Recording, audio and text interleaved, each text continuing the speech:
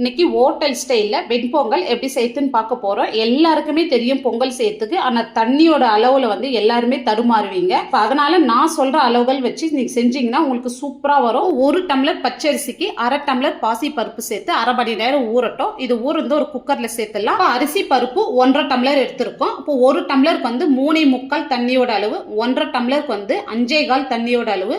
இதோட வந்து 2 ஸ்பூன் நெய், தேவையான அளவு உப்பு சேர்த்து மூடி போட்டு மீடியம் ஃப்ளேமில் 3 விசில் விட்டு எடுத்துக்கலாம். ஸ்டீம் வந்து கம்ப்ளீட்டா ரிலீஸ் ஆன குக்கர் ஓபன் பண்ணா பாருங்க, நம்மளுக்கு பொங்கல் வந்து தலன்னு இருக்கு. இப்போ இதுக்கு ஒரு தாளிப்பு கொடுத்துடலாம்.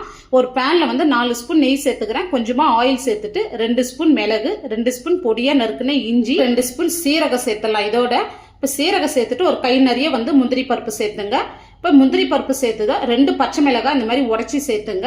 இப்போ வந்து 1/4 ஸ்பூன் பெருங்காயம் மீடியம் ஃப்ளேம்லேயே வச்சு வதக்கி விடுங்க. 1/4 ஸ்பூன் பெருங்காயம் சேர்த்துட்டு கேஸ் ஆஃப் பண்ணிட்டு நல்லா ஃப்ரெஷ்ஷான கருவேப்பிலை சேர்த்துட்டு இது பொங்கலோடு சேர்த்தா நம்மளுக்கு சூப்பரான ஹோட்டல் ஸ்டைலில் வெண்பொங்கல் சூப்பராக ரெடி பண்ணியிருக்கோம். இதுக்கு காம்பினேஷனாக நான் கத்திரிக்காய் கொட்ஸ் வச்சு சர்வ் பண்ணுறேன். இந்த ஃபுல் டீட்டெயில் வீடியோ பார்க்கணுன்னா நம்ம சேனலில் போய் செக் பண்ணிங்க. இந்த வீடியோ பிடிச்சிருந்தா லைக் பண்ணிட்டு நம்ம சேனலை சப்ஸ்கிரைப் பண்ணிடுங்க.